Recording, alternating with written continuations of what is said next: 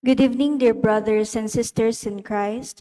Welcome to the celebration of the Holy Sacrifice of the Eucharist, this feast of the presentation of the Lord. Let us include in our prayers the following intentions for the thanksgiving of John and Bless Montes, Lito and Lori Zapanta, Marlon Joyce and Ira Takdol. For the birthday thanksgiving of MJ Mark, Jenner Gueco, and Manoling Q. Sunglao. For the special intentions of Jose Rafael Aquino, Gabuan family, Als Lasem learners, Debbie S. Razon, Jonas T. Manarang, Edgardo and Beth Palo, Abigail Rain and Augusto Mamangun, Mark Homer Munoz, Herminio Lynette Nucum and family, Helen David, Tita Bermudez, Eleanor Ventura, Phil Janet Castro and family, Jeremy Robes, Arman and Mariet Nang, Rosana Reyes, Jimmy and Inday Santo Domingo, Patrick and Sarah Gokingko, Debbie Razon, Mr. and Mrs. Darnell Razon, Mr. and Mrs. Randy Gilas, Mr. and Mrs. Danilo Razon, Mr. and Mrs. Haresco. For the good health, speedy recovery, and healing of Ernie Viray, Nelson Aison, Maria Relin Aison, Erlinda Torres, Maylin Magtoto Anunciacion, Irene Vitug Mejia, Mary Janet Castro, Jerome Usi, Melissa Arquiano, Reonico Salvador, Leofer Razon, Virgilio de los Santos, Victoria Aguas, Ramil Sunga, Mario Venzon, Maria Regina Dizon, Rosalita B. Torres, Edel Umlas, Gloria Panlilio, Ernesto Dizon, Pat Ahos, Zane Noah Antonio, Kyrene Yambao, Erlinda Pineda Punsalan, and those whom we pray for healing. For the eternal repose of the souls of Angelita C. Villanueva, Engracia Colis, Samuel Lopez, Eling Razon Lingad, Federico S. Aison, Restituto Torres, Eufrosinia Aison, Jacqueline Nethercott Zembrano, Marcelino Garces, Jesus Balidjo, Democrito Aison, Martin Angeles, Maria Agnes Aison, Magdaleno Aison, Vicente B. Nagit, Manolita Pasyon, Esmirna Perez, Filmer Abrahano, Claire Dominic David Lagman, Maria Monica Bata, Remedios Saldana Kalilong, Rita Kalilong Hurtado, Rico S. Kalilong, Mara Kalilong, Genemino and Asuncion Umlas, Faustino Santa Maria Jr., Luciana S. Olalia, Elena Parico, Vicente and Ellen Tantamco, Alex Resurrection, Alejandro and Milagros Resurrection, Magno and Francisca Hipolito, Eduardo Flores, Andrico P. David Sr., Leonila T. Salaver, Emmanuel T. Salaver Jr., Francis Salonga, Conchita Morla, Marciano Tabangcura Sr., Marciana Tabangcura, Ricardo Tabangcura, Marciano Tabangcura Jr., Benito Tabangcura, Urbana Tabangcura, Jimmy Taylor, Raimundo Patrocinia, Victor Corazon Antonio, Herminia P. Carbunco, and all poor souls in purgatory. Our priest presider for today's Mass is Reverend Father Resty Lumanlan. Let us all rise to glorify the Lord by singing the entrance hymn.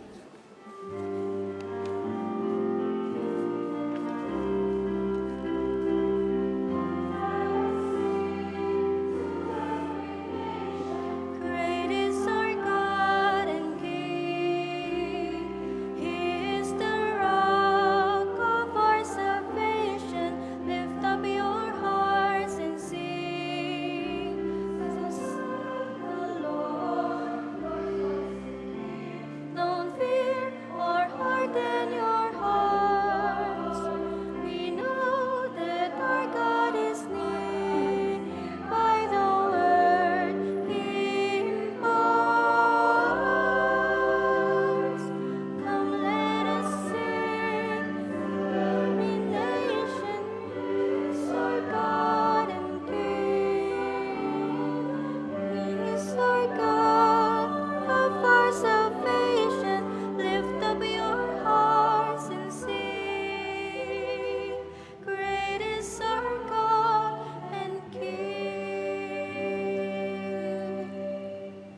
Welcome to the celebration of the presentation of the Lord Jesus. In the name of the Father, and of the Son, and of the Holy Spirit, Amen. the Lord be with you. And with your spirit. It is supposed to be a candle mass, meaning blessing of candles. But since there are no candles to bless, so we continue with the celebration.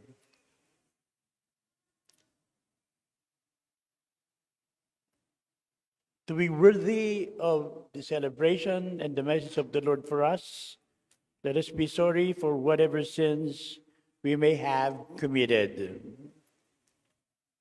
I confess to Almighty God, and to you, my brothers and sisters, that I have greatly sinned in my thoughts and in my words, in what I have done and in what I have failed to do, through my fault, through my most grievous fault. Therefore I ask Blessed Mary, ever Virgin, all the angels and saints, and you, my brothers and sisters, to pray for me to the Lord our God. May Almighty God have mercy on us, forgive us our sins, and bring us to everlasting life. Amen.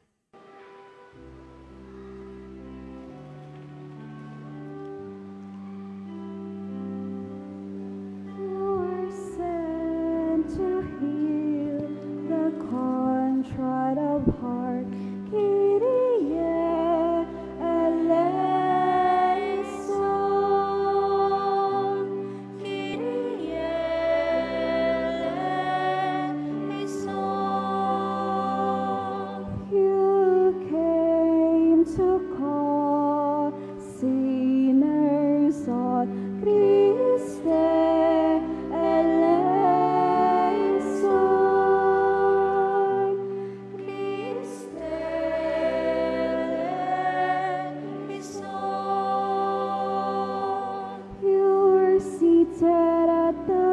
hand of the Father, to intercede for us, to intercede for us. Kyrie eleison, Kyrie eleison.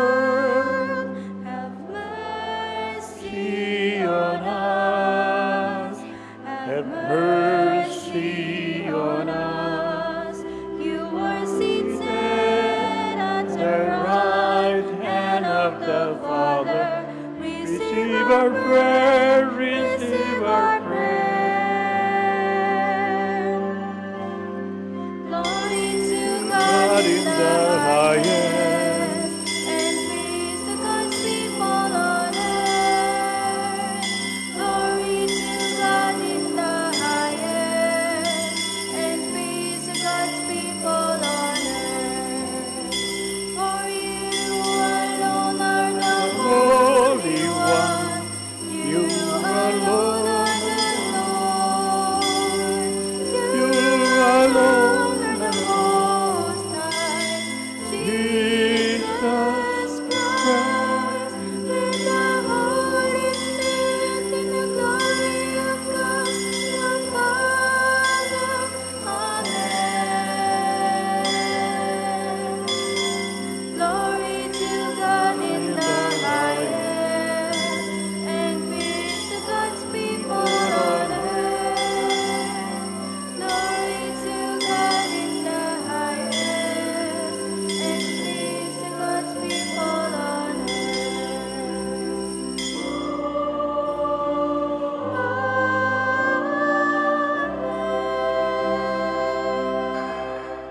Let us pray. Almighty ever-living God, we humbly implore your majesty that just as your only begotten Son was presented on this day in the temple in the substance of our flesh, so by your grace we may be presented to you with minds made pure. Through our Lord Jesus Christ, your Son, who lives and reigns with you in the unity of the Holy Spirit, one God, forever and ever. Amen. Please be seated. The Liturgy of the Word.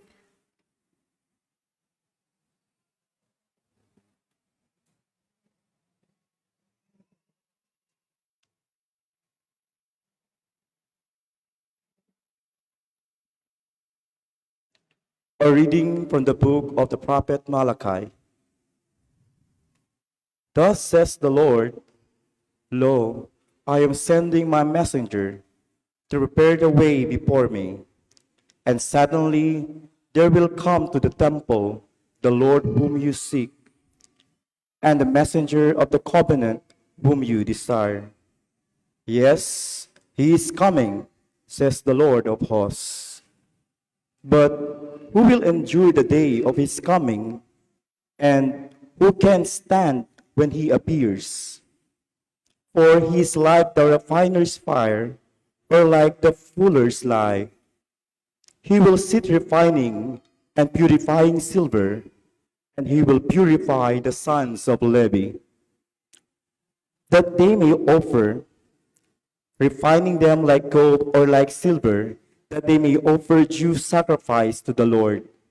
Then the sacrifice of Judah and Jerusalem will please the Lord, as in the days of old, as in years gone by.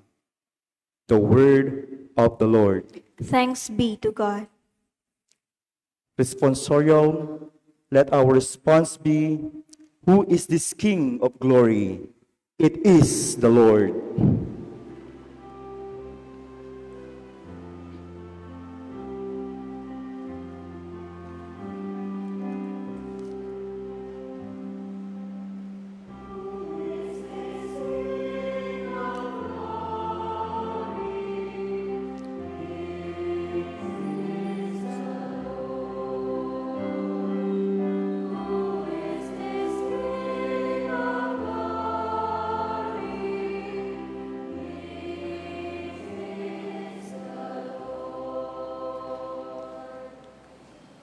Lift up, O gates, your lintels. Reach up, you ancient portals, that the King of glory may come in.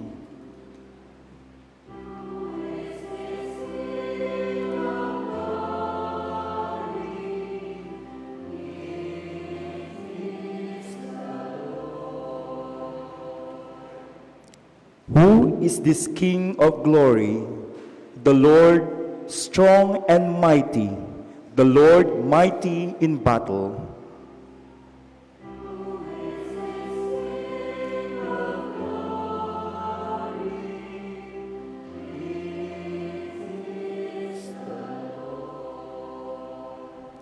Lift up, O gates, your lintels. Reach up, you ancient portals, that the King of glory may come in.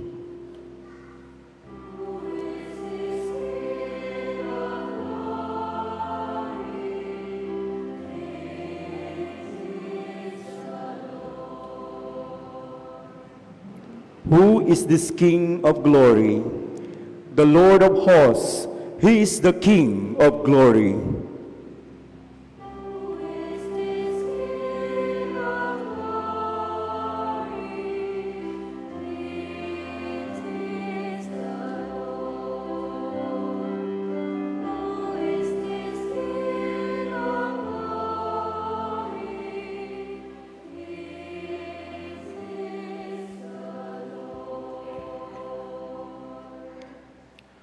A reading from the letter to the Hebrews. Since the children share in blood and flesh, Jesus likewise shared in them that through death he might destroy the one who has the power of death, that is, the devil, and free those who through fear of death had been subject to slavery all their life. Surely he did not help angels, but rather the descendants of Abraham. Therefore, he had to become like his brothers and sisters in every way, that he might be a merciful and faithful high priest before God to expiate the sins of the people. Because he himself was tested through what he suffered, he is able to help those who are being tested. The word of the Lord. Thanks be to God. Let us all stand to honor the Holy Gospel.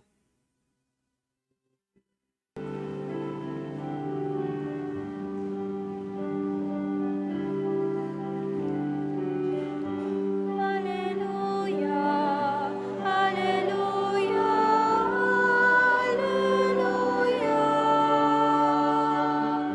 Hallelujah, hallelujah, hallelujah. All together, please.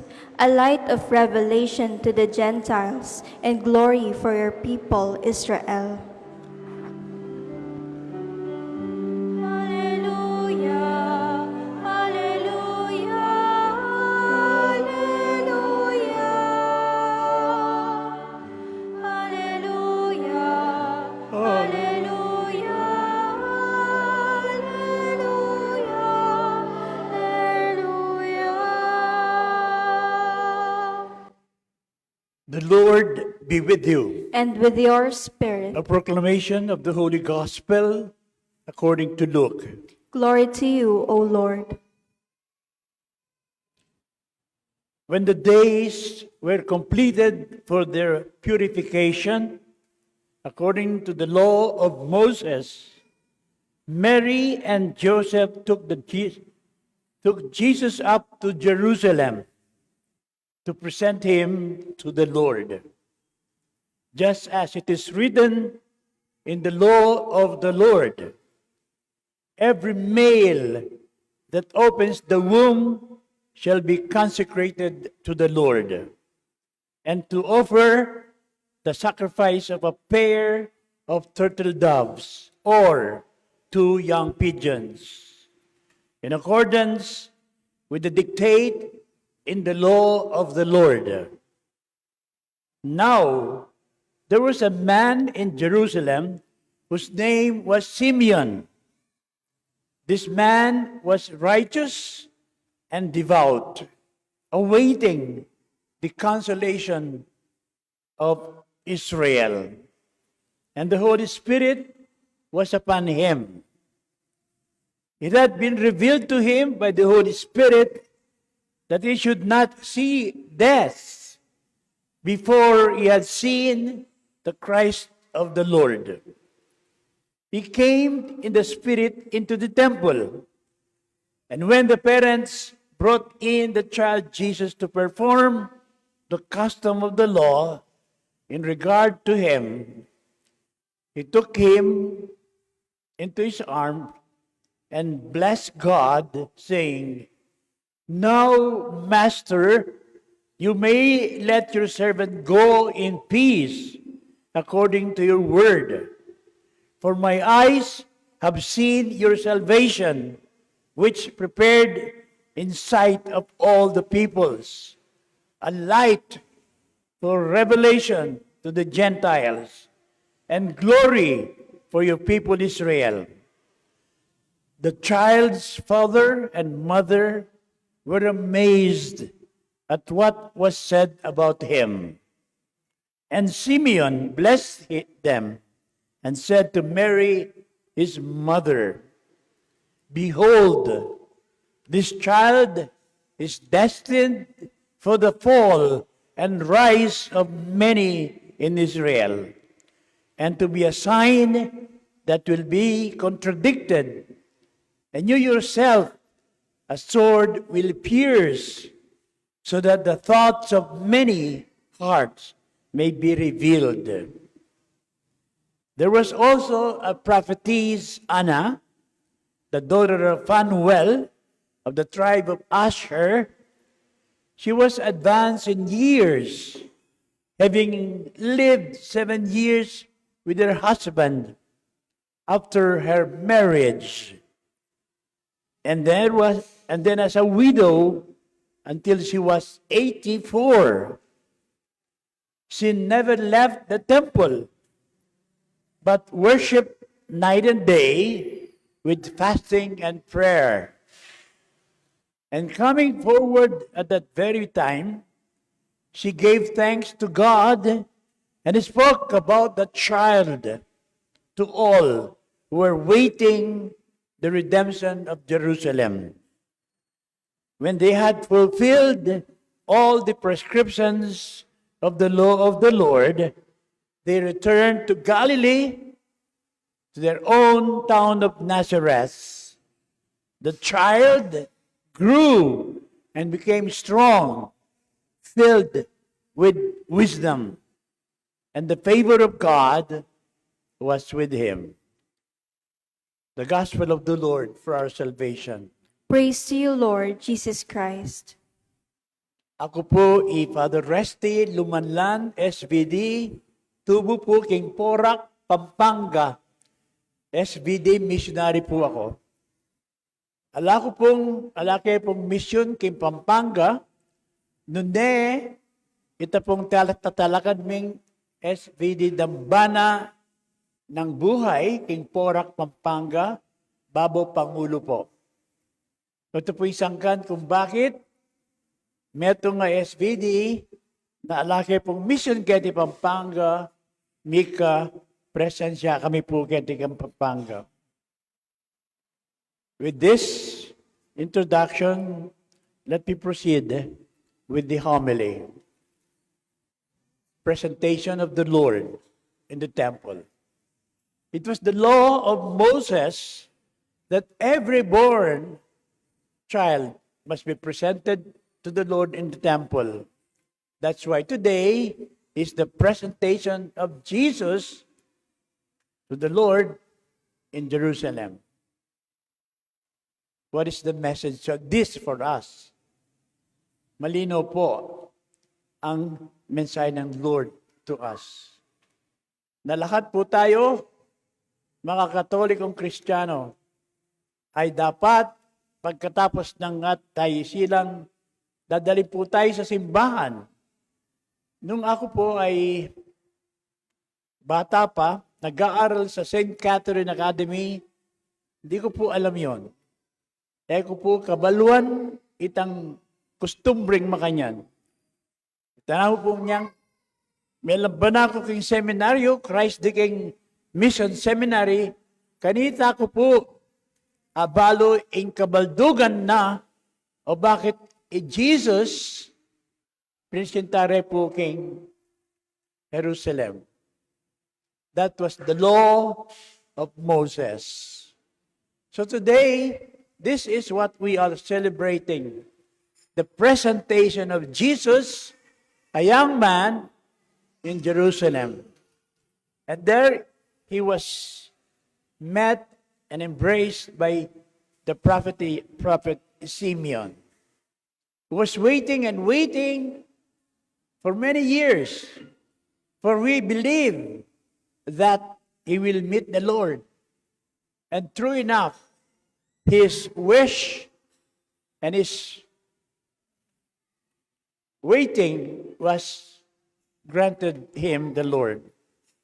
And that's why when he saw the Lord, he embraced him and said, "Now, Lord, it is time for me to take me, to die, for I have met and fulfilled my waiting for the coming of the Lord." Fellow Catholic Christians, nano po yung kabalduganan nini para kay katamong ngeni? Malino po. Nano ita? Itamongan po. Diyang era pa ba, alang kabalon ni kay katamong pengari, dela dakatamo po king pisamban para idawon king Ginoo. Mi dawon tamo king Ginoong Jesucristo. Pero itamo, meragol tamo, ala tamong kabalubalo, king katutuan at kabaldugan itang midyari.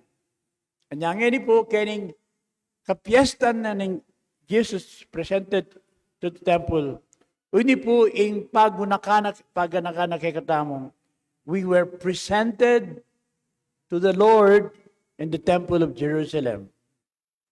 Like Jesus who grew up in Nazareth, in wisdom and in age, let us also be aware that we must grow up, not only grow old, grow up in wisdom and age of the Lord. Ita po ing maragul at marangal ang mensahe pagkalub na kakatamo nito po ang kapiestan ng presentation of the Lord in the temple. Sana po linawan tamo kay kakatang kasalpantayanan na itamo bilang anak ng Diyos. Dinaon da katamo kin templo niya pong may binyag tamo. Pero makanyan na po alata pong kabalo-balo o ling bingot tamo. Nune po makanyan ng katutuan. At saka po nagkakatang pengari o walang galang po karela alana naman pong kabalo-balo. Keta pong kustumbring makanyan. Anyang po kukulis ako at pakatimid ko, o ito po ay muli ng sabyan, ang kapiestan ng presentation of the Lord in the temple. O ito po ay kakatampag masusyan, ngayon kabengyan. Presentation of Jesus in the temple of the Lord. Amen. Please rise. Please stand.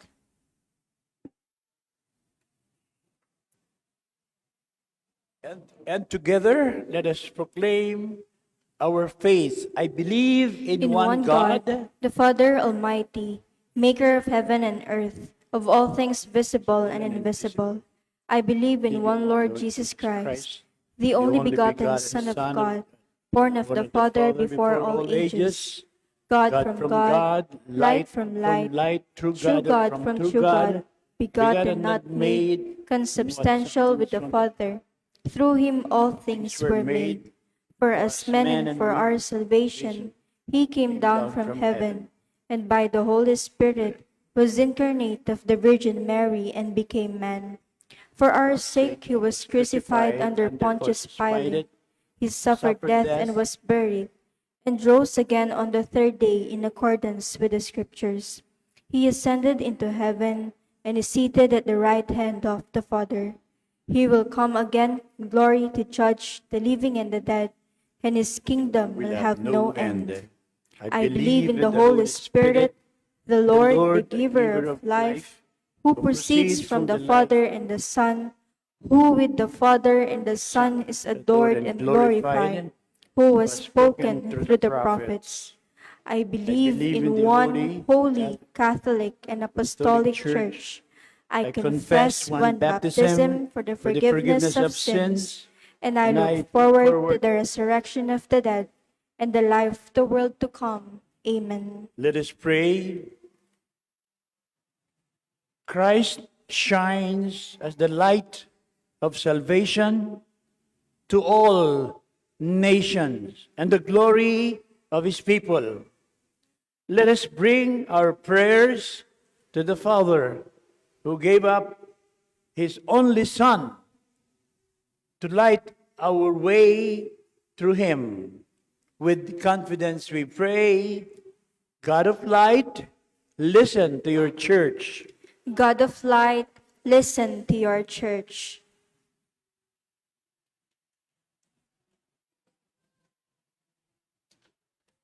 That the church may show to the world the true face of Christ and be a sign of salvation to all, we pray. God of light, listen to your church. That those in authority may render selfless service to society, have the courage to speak and act in the name of truth and justice, and bear witness to the light of Christ, we pray. God of light, listen to your church. That consecrated men and women, through their faithful observance of the evangelical counsels, may always serve as beacons of light to their communities and to the church, we pray. God of light, listen to your our church. That expectant mothers whose hearts are troubled may receive helpful, loving support from their families, friends, and community, we pray. God of light, listen to your church. That all those who have gone before us may be welcomed in the company of the angels and saints who eternally sing the praise of God, we pray. God of light, listen to your church. Let us pray for the urgent concerns of our community and our personal intentions. We pray. God of light, listen to your church. Yes, Almighty Father, Christ, your Son, became man that he might lead us to you. As we celebrate his presentation to you, we offer our humble petitions and ask him to bring us to your presence. You live and reign forever and ever. Amen. The Liturgy of the Eucharist.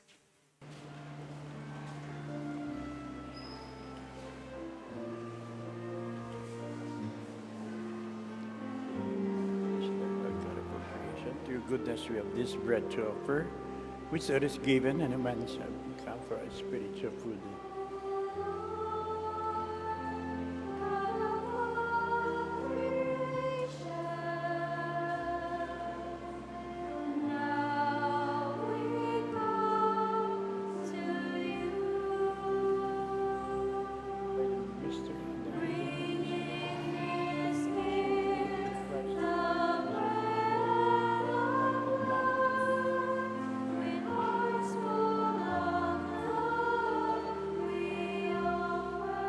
Blessed are you, Lord God of our creation. To your goodness, we have this wine to offer, fruit of the vine and work of human hands, that come for us spiritually. Lord God, we ask you to receive us and give us sacrifice. We offer you with the humble example, Lord, wash away my sins.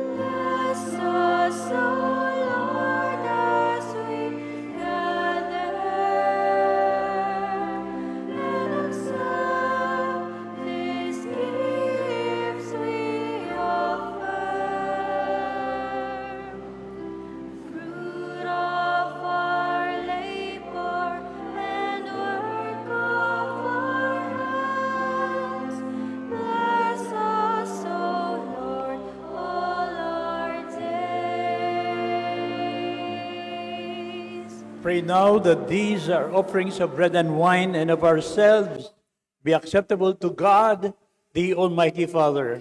May the Lord accept the sacrifice at your hands for the praise and glory of his name, for our good and the good of all his holy church. May the offering made with exultation by your church be pleasing to you, O Lord, we pray. For you willed that your only begotten Son be offered to you for the life of the world as the Lamb without blemish, who lives and reigns forever and ever. Amen. The Lord be with you. And with your spirit, Lift up your hearts. we lift them up to the Lord. Let us give thanks to the Lord our God. It is right and just. It is really right and just, our duty and our salvation, always and everywhere to give you thanks, Lord, Holy Father, Almighty and eternal God. For your co-eternal Son was presented on this day in the temple and revealed by the Spirit as the glory of Israel and the light of all nations. And so we too go forth rejoicing to encounter your salvation, and with the angels and saints praise you as without end we acclaim.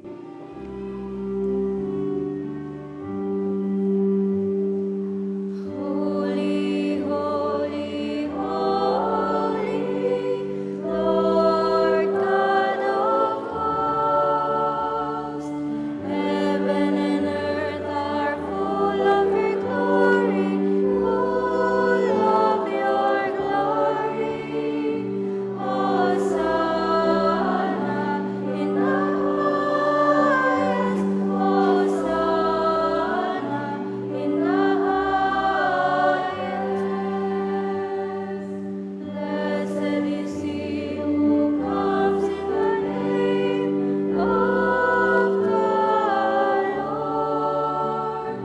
Hosanna in the highest, Hosanna in the highest, Hosanna in the highest, Hosanna in the highest.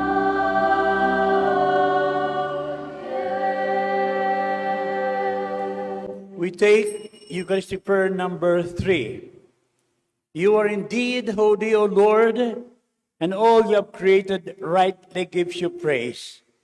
For through your Son, our Lord Jesus Christ, by the power and working of the Holy Spirit, you give life to all things and make them holy, and you never cease to gather a people to yourself, so that from the rising of the sun to its setting, a pure sacrifice may be offered to your name. Therefore, O Lord, we humbly implore you by the same Spirit, graciously make holy these gifts you have brought you for consecration, that they become the body and blood of your Son, our Lord Jesus Christ. At his command, we celebrate these mysteries. For on the night he was betrayed, he himself took bread, and giving you thanks, he said the blessing, broke the bread, and gave it to his disciples, saying, "Take this, all of you, and eat of it, for this is my body, which will be given up for you."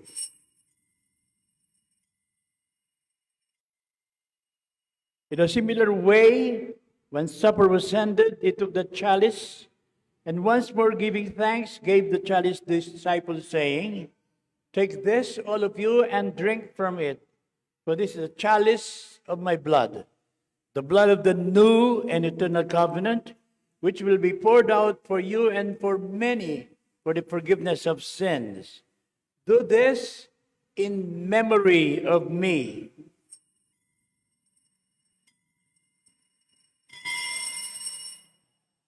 The mystery of faith.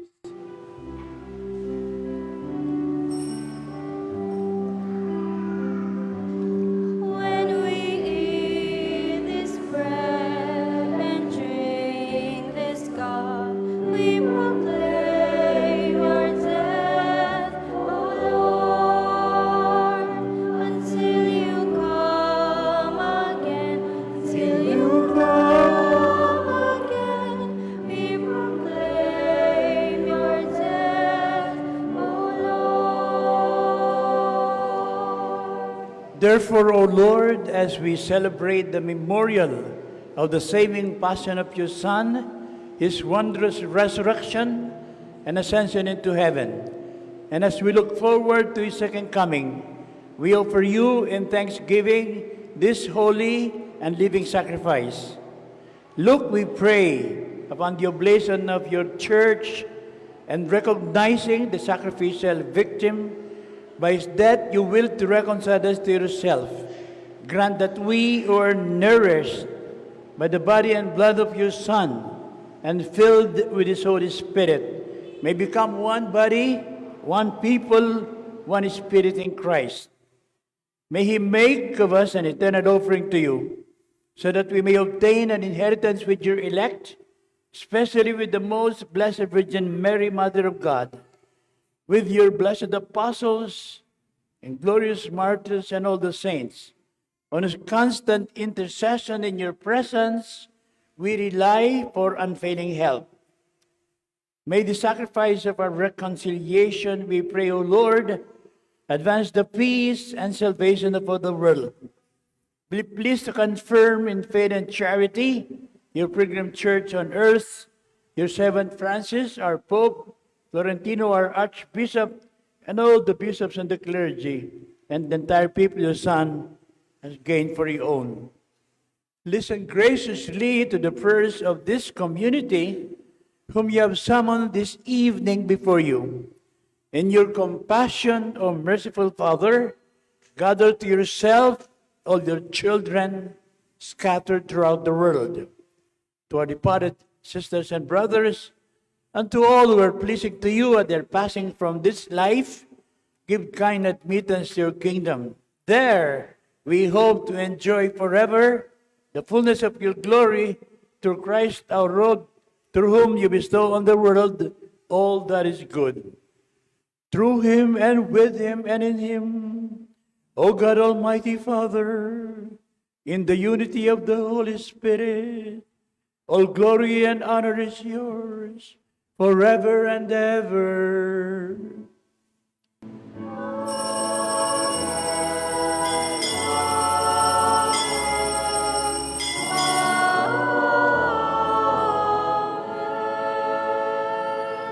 With confidence, with one heart and one voice, let us sing to the Father the prayer Jesus himself taught us.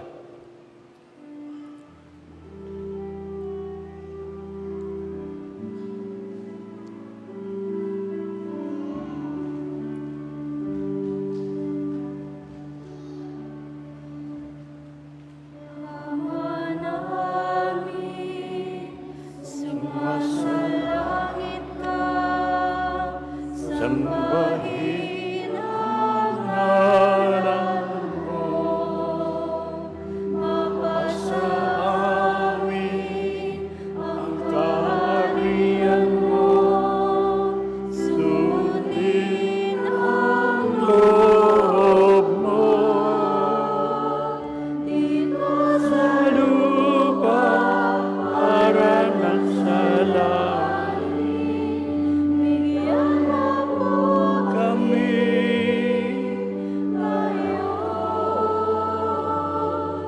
ng aming kakanin sa araw-araw. Nawarin mo kami sa amin mga sala, para ng pagpapatawad namin sa nagkakasala sa amin. At huwag mo kaming ipagdulot sa tukso, at iadya mo kami sa lahat ng masama. Yes, Lord, deliver us, we pray, from every evil. Graciously grant peace in our days, that by the help of your mercy we may be always free from sin and safe from all distress, as we await the blessed hope and the second coming of our Lord and Savior Jesus Christ. For the kingdom, the power, and the glory are yours, now and forever.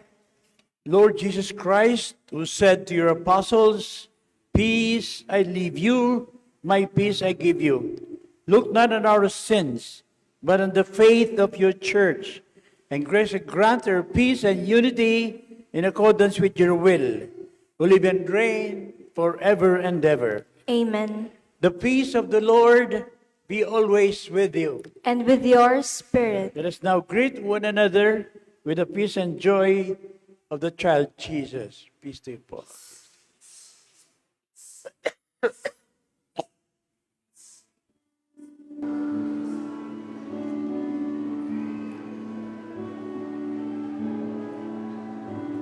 Cordero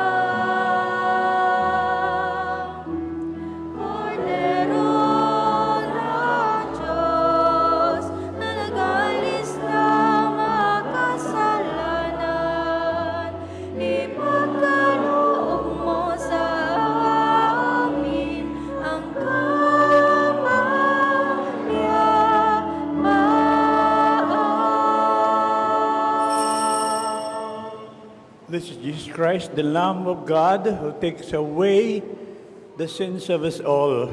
Blessed are those who are invited to receive him in this Holy Communion.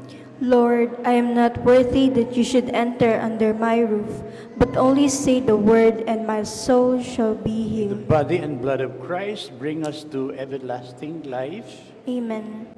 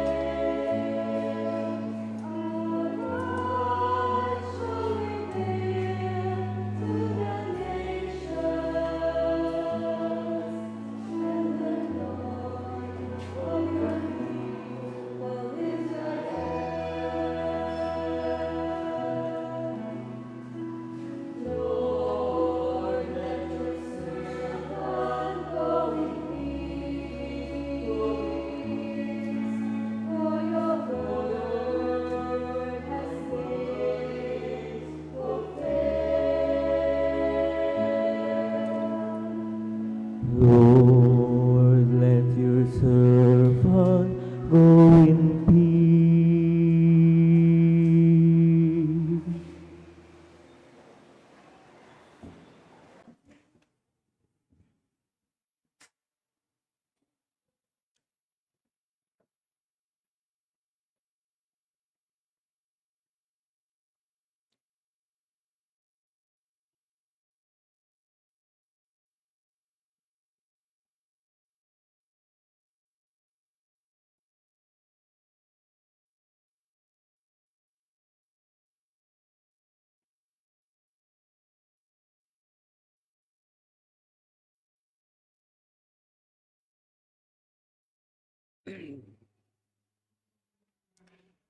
Communion antiphon.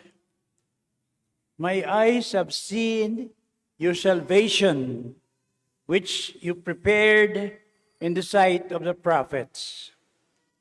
Let us pray. By these holy gifts which we have received, O Lord, bring your grace to perfection within us. And as you fulfilled Simeon's expectation that he would not see death until he had been privileged to welcome the Christ, so may we, going forth to meet the Lord, obtain the gift of eternal life through Christ our Lord. Amen. The Lord be with you. And with your spirit. May Almighty God bless you in His kindness and pour out His blessing and wisdom upon you. Amen. May He nourish you always with the teachings of the faith and make you persevere in holy deeds. Amen.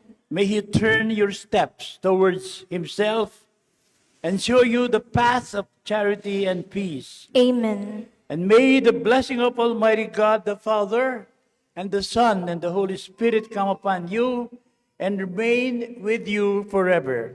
Amen. Go in peace and take with you the blessings and the message of the Lord for us this Sunday. Thanks be to God.